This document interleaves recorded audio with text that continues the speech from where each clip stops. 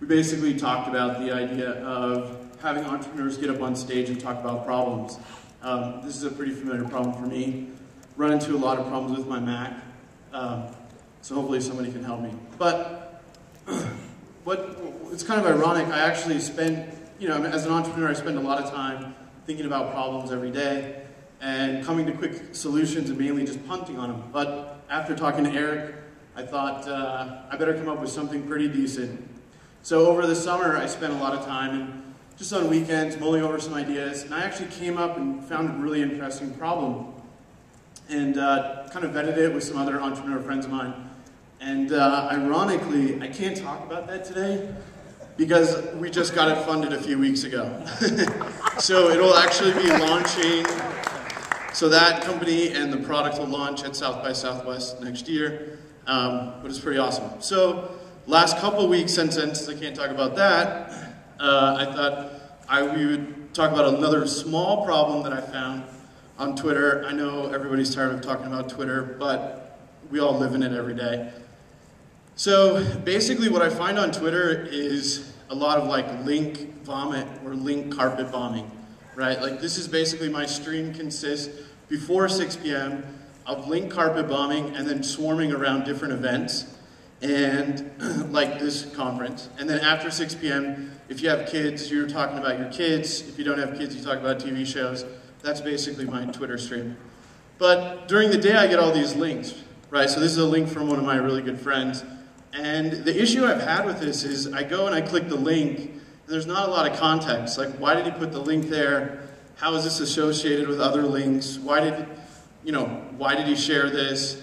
And also, basically, how did he get here, right? So he's building social capital, bridging capital by sharing these links, but I really have no idea like how he got here. So he's basically like inviting me to like a physical event, let's say, and I just teleport myself there, right? I don't need directions or anything, I just click the link. So what I wanted to do is try to figure out a way, because in a lot of times the journey to the destination is actually more rewarding. So how can we basically begin to solve this problem? And this happens both on Twitter and also with our tools inside large enterprises. So I thought I would actually do something that's not very cool right now, and that's kind of go back into history. I know we're all focused on real time, like Twitter's like only goes back 2 weeks. Before that point, the world didn't exist. So if we roll back to 1945, some of you guys may know this guy.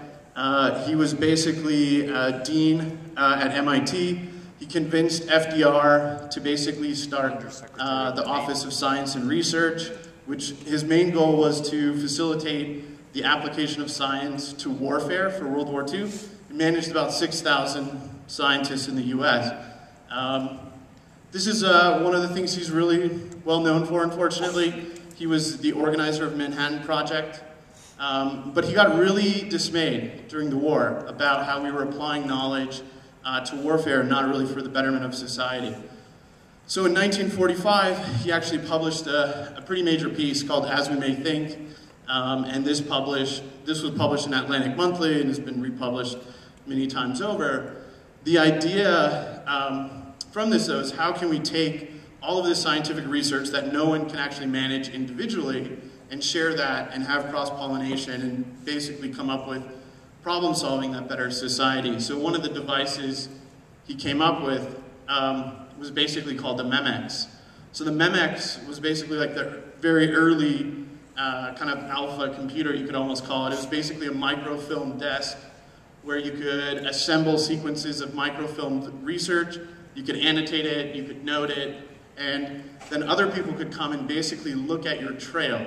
So they could basically look at a final piece of research and all the research that you had coordinated, almost like a link structure, like a collection of bookmarks.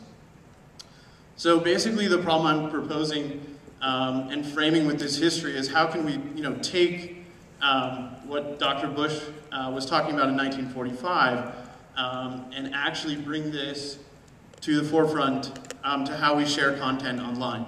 So instead of just link vomiting, if I find a link that's really interesting, how can we begin to save those traces and paths through content? And how can those paths communicate new findings, right? So like in the real world, when I'm traveling to a restaurant, I may discover new parts of the town, I may see new things, we may figure out something to go afterward. How can we actually do that when we share content online?